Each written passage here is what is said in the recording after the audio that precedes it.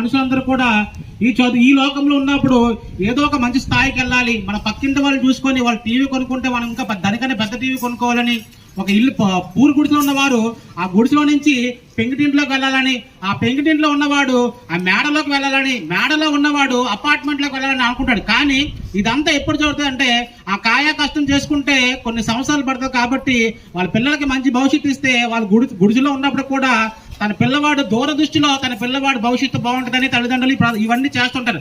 అలాగే దేవుడు కూడా మనకి శరీరాన్ని ఇచ్చింది 60, 70, 80 జీవితకాలం కాదండి. ఎందుకంటే ఈ శరీరంతో మనం అన్ని చేస్తాం. ఈ శరీరంతో ఏం చేస్తామంటే ఈ సృష్టిలో ఉన్న అన్ని కూడా శరీరం కోసమే. మేము వస్తున్న దారిలో హోటల్ కనిపించింది. ఆ హోటల్ ఏంటంటే మయూరి హోటల్. అక్కడ చాలా మంది టిఫిన్లు చేస్తుంటారు.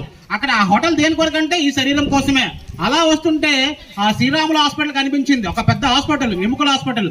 అది దేని కొరకంటే ఆలోచిస్తే అది కూడా ఈ శరీరం కోసమే. ఇంకొంచెం